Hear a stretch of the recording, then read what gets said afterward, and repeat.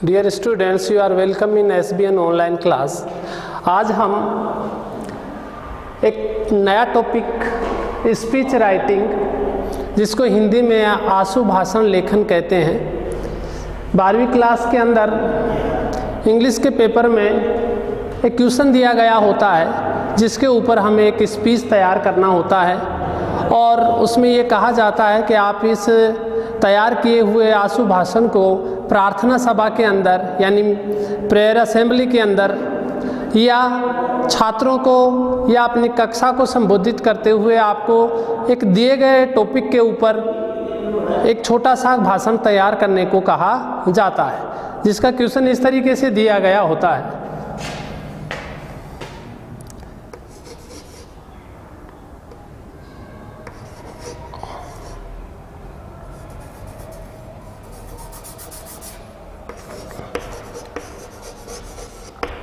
Write a short speech on the topic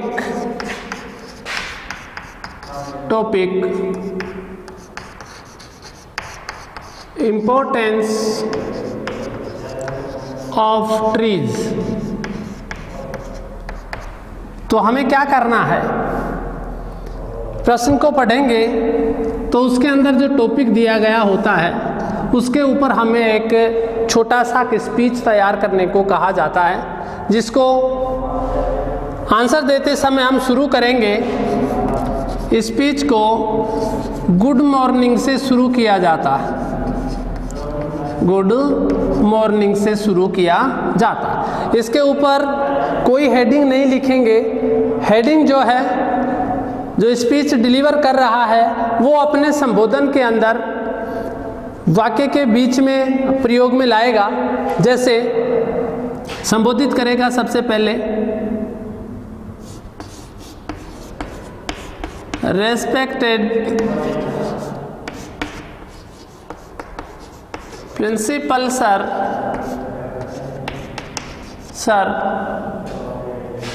teachers,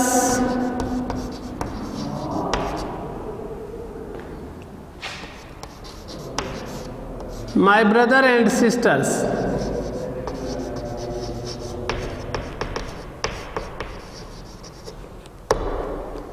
today आज I have stand, मैं खड़ा हुआ हूँ, before आपके सामने, to say कहने के लिए, ए फ्यू वर्ड्स यानी कुछ शब्द कहने के लिए खड़ा हुआ हूँ। ऑन द टॉपिक, जो टॉपिक होगा उसको इन्वर्टेड कोमा में लिखेंगे। On the topic importance of trees, पेड़ों के महत्व के टॉपिक के ऊपर आज मैं कुछ शब्द कहने के लिए आपके सामने खड़ा हुआ हूँ। एज यू नो, जैसा कि आप, नो यानी जानते हैं, दैट यानी कि, एज यू नो जैसा कि आप जानते हैं, वी कांट लिव हम जिंदा नहीं रह सकते, ऑन दिस यानी इस, प्लानेट यानी इस ग्रह के ऊपर, द अर्थ जो पृथ्वी है, इस पर नहीं रह सकते, विदाउट ट्रीज बगैर पेड़ों के इस ग्रह के ऊपर हम नहीं रह सकते। ट्रीज पेड़ों को, आर कंसीडर्ड यानी माना गया है, कंसीडर्ड माना गया है, द ग्रीन गोल्ड हरा सोना का माना गया है, ऑफ ए नेशन यानी किसी राष्ट्र का ह्रास होना माना गया है।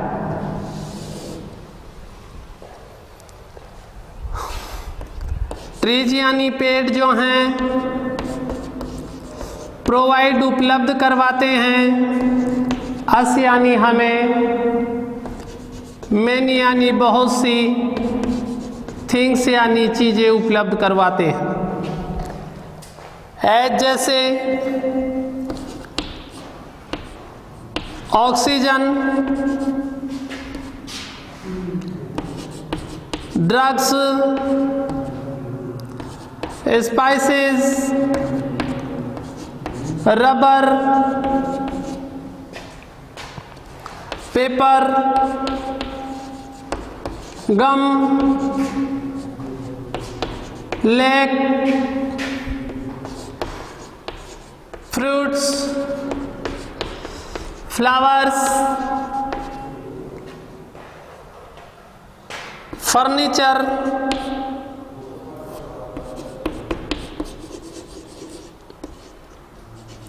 एंड फ्यूल एक्सेट्रा उपलब्ध करवाते हैं। ट्रीज यानी पेड़ कीप रखते हैं, और यानी हमारे एनवायरनमेंट यानी पर्यावरण को नीट एंड क्लीन,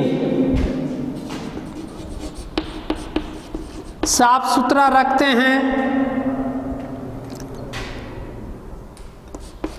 ट्रीज यानी पेड़ जो हैं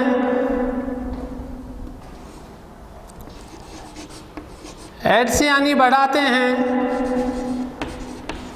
द ब्यूटी यानी सौंदर्य को, ऑफ द अर्थ यानी पृथ्वी के सौंदर्य को बढ़ाते हैं।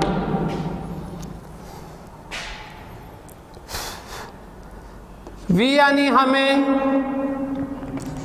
मस्ट यानी चाहिए, प्रोटेक्ट यानी रक्षा करनी चाहिए, दीज यानी इन,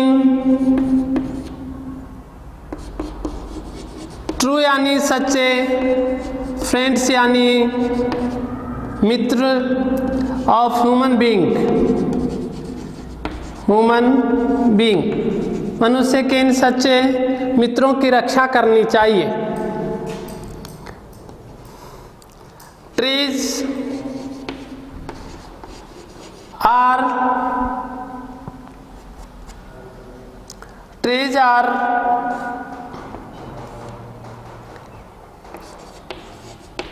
being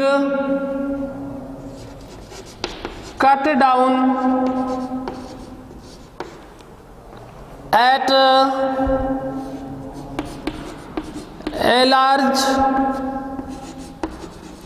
quantity, पेड़ बड़ी मात्रा में काटे जा रहे हैं। दैट इजंट गुड, जो अच्छे नहीं हैं। फॉर द अर्थ यानी पृथ्वी के, हेल्थ यानी स्वास्थ्य के लिए अच्छा नहीं। वी यानी हमें, मस्ट यानी चाहिए, प्लांट यानी उगाने चाहिए। मोर एंड मोर ट्री, ज़्यादा से ज़्यादा पेड़ लगाने चाहिए। A man should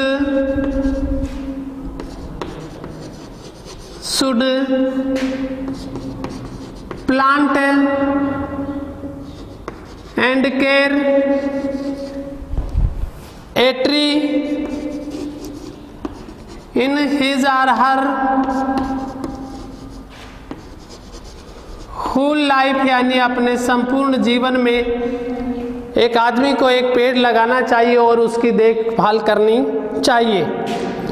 I hope, मैं आशा करता हूँ। यू विल, मैं आशा करता हूँ। You will plant a tree, एक पेड़ उगाएंगे, and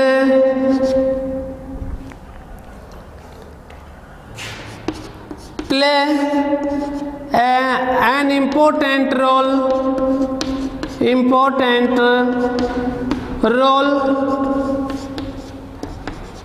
in this process of saving tree। इन पेड़ों को बचाने की मुहिम में, प्रक्रिया में आप अपने एक महत्वपूर्ण भूमिका निभाएंगे। विथ दिस होप, इसी आशा के साथ,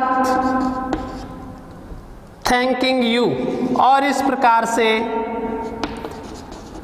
अपने भाषण को, अपने स्पीच को पोलाइटली समापन की ओर लाते हुए